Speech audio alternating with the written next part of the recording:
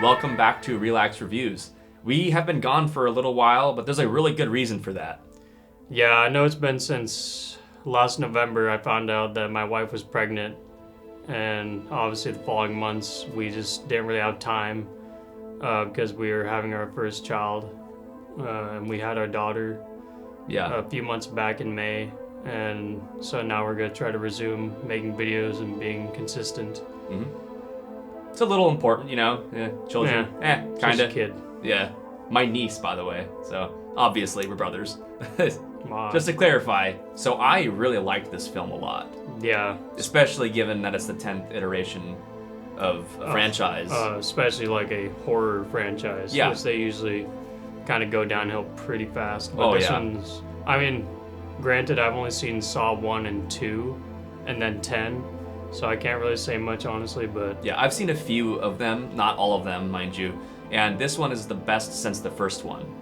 For sure, in my opinion. Yeah, but we'll have to watch the rest to actually determine that, but from what everybody else has said as well, everybody said it's the best since the first. Yeah, and I agree. Yeah, especially because we just watched the first one actually like a week ago, and it's still a great movie, but this one's actually pretty on par with it. Oh yeah, it is. Yeah. Most of this film takes place in Mexico.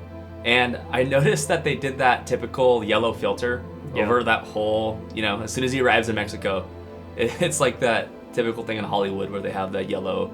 And I'm not saying that's a bad thing, it's just a typical thing. Something that I really liked about the movie is that they actually gave a solid plight as to why he's bringing these people in to play his game. Mm-hmm. And I actually really felt for Jigsaw. You just understand a lot more of why Jigsaw's doing the things that he's doing in this movie. Yeah. You'll say, we're obviously not getting to spoilers because it's still fresh in theaters, and I'm not going to spoil it for anybody. Anything. Yeah. But they did a really good job for you actually caring about how the movie is going to play out. Not saying we agree, of course, with what he's doing, but you know what I mean. And like in terms of the film universe, it's different. It's not reality. Yep. You have to separate reality from, fiction. Yeah, like you said, movie land. Yeah. It's going to be different than reality. Morals are different in movie land. The kills are pretty good in this movie, too. Oh, like, they didn't go over the top. Like, you already know it's going to be the usual Saw kill or kills. Yeah. But they didn't go, like, so overboard, this is a big old gore fest. It's just, like, just enough. Mm-hmm. It's perfect. Wait, you don't think it's a gore fest? No.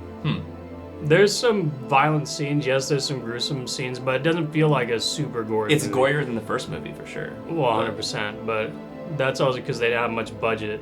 The killing in this movie has weight to it. It doesn't feel like they're doing it just for gross out, Like it actually has meaning, which I very much appreciate. Mm-hmm. So what would you give it? For me, I would give it, out of 5,